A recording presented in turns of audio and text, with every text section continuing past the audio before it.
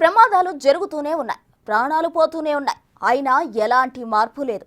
4 రోజుల హడావుడి, ఆ తర్వాత అంతా గప్చుపన్నట్టుగా పరిస్థితి తయారైంది. అసలు కర్నూలు ఘోర బస్సు ప్రమాదానికి కారణాలేంటి? అంతమంది జీవితాలు బుగ్గిపాలు కావడానికి రీజన్స్ ఏంటి? గమ్యం చేరకుండానే బూడిదైన జీవితాలు. పోయిన ప్రాణాలకు బాధ్యత తీసుకునేదెవరు? నిర్లక్ష్యంగా నడిపిన డ్రైవర్లా? ఏమాత్రం పట్టించుకోని యాజమాన్యమా? ప్రతిసారి 4 రోజులు హడావిడి చేసి వదిలేసే అధికారులా? ఇప్పుడీ ప్రశ్న బాధిత కుటుంబాలని కాదు, ప్రతి ఒక్కరిని వేధిస్తోంది. 19 ప్రాణాలు పోయాయి, కాదు కాలి బూడిదయ్యాయి. కనీసం ఎవరి మృతదేహం ఎవరిది అని గుర్తుపట్టే పరిస్థితి లేదిప్పుడు. ఒకరి నిర్లక్ష్యం, ఒకరంటే ఒకరి నిర్లక్ష్యం ఇప్పుడు అనేక కుటుంబాల్లో చిచ్చుపెట్టింది. ఆప్తులకు కడచూపు కూడా అందకుండా చేసింది. DNA టెస్టులు చేసి ఆ మాంసం ముద్దలను వారికందించాల్సిన పరిస్థితి. ఒక హాఫ్ అన్ అవర్ ముందే ఇప్పుడు మెయిన్ డ్రైవర్ ఎవరున్నారు, ఆ లక్ష్మయ్య, ఆయన మా ముందు వచ్చారు. ఆయన చెప్పిన ప్రకారం ఆ టైంలో దాదాపు జియోలో వర్షం పడతా ఉంది. వర్షం పడే టైంలో సడన్లీ ఈ హర్డ్ సౌండ్. సో ఏమని చూసుకోకుండా కొంచెం మళ్ళీ ఒక 20 అడుగులు వెనక్కి తీసుకున్నారు బస్సు. ఇతరులకి చూస్తే దాంట్లో ఒక బండి ఉంది. సో మనకున్న ఇప్పుడు యాజ్ ఆఫ్ ఇన్వెస్టిగేషన్ లో 2 వీలర్ ఎవరు నడుస్తున్నారు, ఆ బస్సు రాకముందే అక్కడ 2 వీలర్ పడి ఉంది. అది ఇంకొక యాక్సిడెంట్ అయి ఉండొచ్చు, లేదా సెల్ఫ్ ఫాలన్ కూడా అయి ఉండొచ్చు. సో బస్సు 2 వీలర్ దాకా వచ్చి అక్కడ స్టక్ అయింది. 2 వీలర్ స్టక్ అయిన వల్ల స్పార్క్ వచ్చాయి. ఆ స్పార్క్ వల్ల ఇనిషియల్ ఫైర్ స్టార్ట్ అయింది. సో ఇప్పుడు దాకా ఉన్న ఇన్వెస్టిగేషన్ రివీల్స్ దీస్ ఫ్యాక్ట్స్. ప్రమాదానికి ఇది కారణమని పోలీసులు చెప్పిన మాట ఇది. రోడ్డుపై ప్రమాదం జరిగింది. ఓ బైక్ రోడ్డు మధ్యన పడిపోయింది. అదే బైక్ ను వేగంగా వెళుతున్న బస్సు ఢీకొట్టింది, లాక్కుంటూ వెళ్ళింది. అప్పుడే మంటలు చెలరేగాయి. ఆ తరువాత వెంటనే ఆ మంటలు బస్సుకు అంటుకోవటం, క్షణాల్లో కాలి బూడిదవటం నిద్రమత్తు వదిలేలోపే శాశ్వత నిద్రలోకి పంపించేసింది.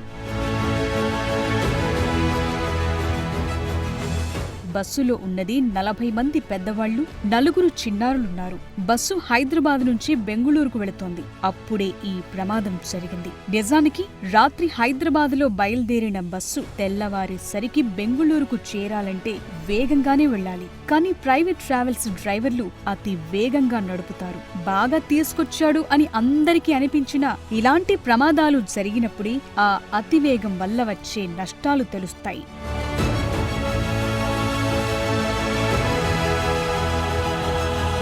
బస్సు సాధారణ స్పీడ్లో ఉంటే డ్రైవర్కు కాస్త సమయం దొరికేది. ఆ బైక్ను చూసేవాడు కాస్త స్లో చేసే అవకాశం ఉండేది. కానీ బస్సు అతి వేగంగా ఉండటం, ఆ బైక్ ను సడన్ గా చూడటం, ఆ తరువాత రియాక్ట్ అయ్యే లోపే ఢీకొట్టడం జరిగిపోయింది. సరే, ప్రమాదం జరిగింది. మరి ఆ తరువాత డ్రైవర్లు రియాక్ట్ అయిన విధానంపైనే ఇప్పుడు మరో చర్చ మొదలైంది. ప్రయాణికులు కాలి బూడిదవ్వటానికి కారణం బస్ డోర్ ఓపెన్ కాకపోవటం వల్లే అనేది మరో చర్చ. ఆ డోరే తెరుచుకుని ఉంటే గాయాలతో అయినా బయటపడేవారని చెప్తున్నారు. కానీ డ్రైవర్లు ప్రమాదం జరిగిన తరువాత చాకచక్యంగా స్పందించలేదని తెలుస్తోంది.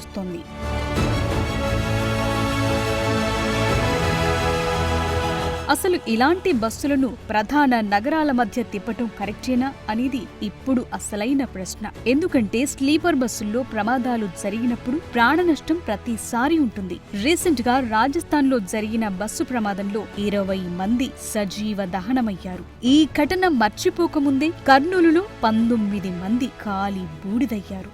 మరి ఇంకెన్ని ప్రాణాలు పోతే అధికారులు నిద్రలేస్తారు? ప్రైవేట్ ట్రావెల్స్ యాజమాన్యాలు మత్తు వదులుతాయి? ప్రమాదం జరిగిన ప్రతిసారి ఇదే ప్రశ్న, కానీ సమాధానమే ఉండటం లేదు. ఈ 19 ప్రాణాలైనా ఆ ప్రశ్నకు సమాధానం దొరికేలా చేస్తాయా?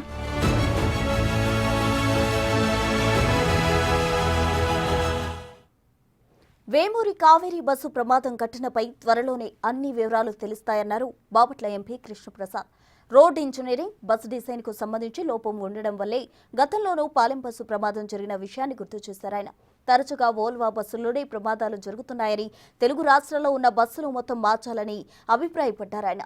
తాను పోలీస్ డిపార్ట్మెంట్లో ఉన్నప్పుడు నేషనల్ రోడ్ సేఫ్టీ బుక్ రాసినట్టు చెప్తున్న బాపట్ల ఎంపీ కృష్ణప్రసాద్తో మా ప్రతినిధి Shiva face to face. Telugu రాష్ట్రాల్లో బస్సు ప్రమాదాలు సంచలనంగా మారిపోతున్నాయి. ఒకటి కాదు, రెండు కాదు, సంవత్సరానికి పదుల సంఖ్యలో ప్రమాదాలు జరుగుతున్నాయి. తాజాగా ఈరోజు కర్నూలు జిల్లాలో జరిగిన ప్రమాదానికి సంబంధించి దాదాపుగా 30 మంది పైగా సజీవ దహనం అయ్యారు. 2013లో అనంతపురం జిల్లా పాలెంలో జరిగిన బస్సు ప్రమాదానికి సంబంధించి ఆనాటి ఇన్వెస్టిగేషన్ ఆఫీసర్ ప్రస్తుతం బాపట్ల ఎంపీ కృష్ణప్రసాద్ మనతో ఉన్నారు. సార్, ఏంటి సార్ అసలు ఆ రోజు జరిగిన పరిణామాలు ఏంటి? ఎందుకు ఆ రోజు ఆ ఇష్యూ జరిగింది? ఎటువంటి చర్యలు తీసుకున్నారు? మొట్టమొదటిగా ఈరోజు జరిగిన దుర్ఘటనలో ఎవరైతే మిత్రులు చనిపోయారో వాళ్ళ కుటుంబ సభ్యులందరికీ నేను సంతాపం తెలియజేస్తున్నాను. అదేవిధంగా ఎవరైతే హాస్పిటల్కి గురయ్యారో వాళ్ళందరూ సురక్షితంగా మళ్ళీ ఇంటికి చేరుకోవాలని నేను భగవంతుని ప్రార్థిస్తున్నాను. అక్టోబర్ 30 తారీఖు 2013 సంవత్సరంలో బెంగళూరు నుంచి బయలుదేరిన వోల్వో బస్సు కర్నూలు దాటిన తర్వాత, అంటే హైదరాబాద్ పోయే బస్సు కర్నూలు దాటిన తర్వాత మహబూబ్ నగర్ జిల్లాలో పాలెం దగ్గర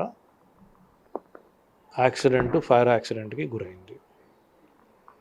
అయితే ఇక్కడ మామూలు యాక్సిడెంట్ కాదు, it is not bus accident కాదు.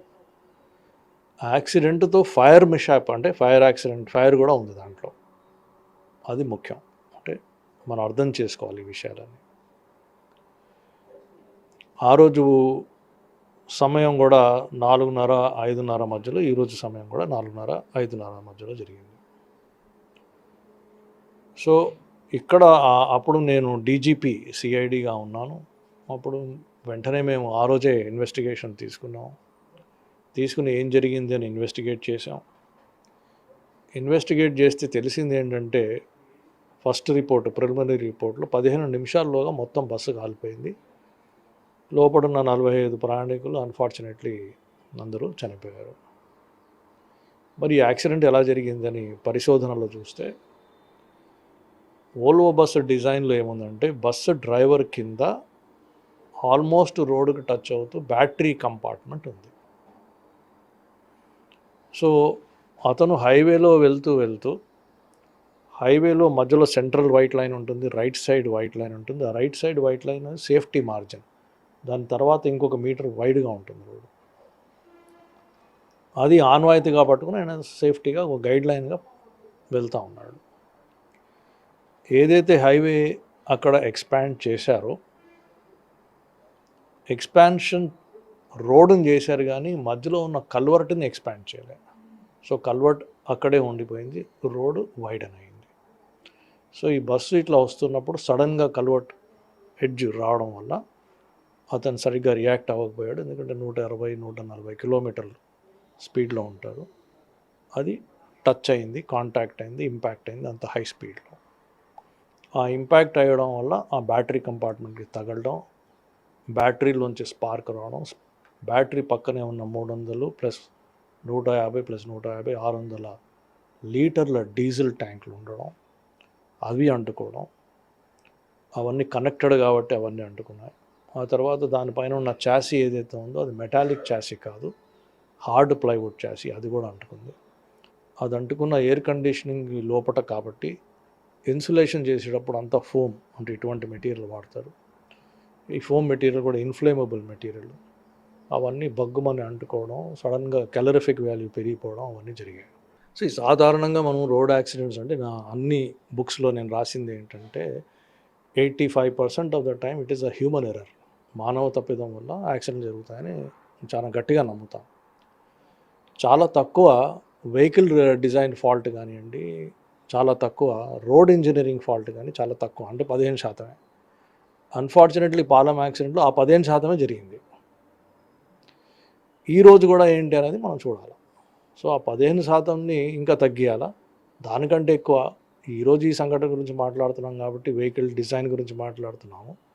బట్ నార్మల్గా 85% ఆఫ్ ద యాక్సిడెంట్స్ అన్నీ మానవ తప్పిదం వల్లనే జరుగుతాయి. Irresponsible behaviour, irresponsible driving, over speeding, drunk and driving, ఇటువంటి హెల్మెట్ లేకుండా నడపడం, ఇటువంటి కారణాల వల్ల 85% ఆఫ్ ద ఫ్యాటాలిటీస్, డెత్స్ జరుగుతాయి. పాలెం సంఘటన విషయంలో ఏ రకంగా అయితే ఇన్వెస్టిగేషన్ చేసామో ప్రభుత్వము మంత్రులు కనుక సిఫారసు చేస్తే ఇప్పుడు ఈ బస్సుకు సంబంధించి ప్రమాదాలకు ఏ రకంగా జరిగిందనేది చెప్పే ప్రయత్నం చేస్తాను. అలాగే భవిష్యత్తులో జరగకుండా ఉండడానికి ఎటువంటి చర్యలు తీసుకోవాలి అనే దానిపై పూర్తి స్థాయిలో గతంలో రాసిన బుక్ని ఈరోజు కేంద్ర రాష్ట్ర ప్రభుత్వాలకు ఇస్తానని చెప్పి ఎంపీ కృష్ణప్రసాద్ చెప్తున్నారు.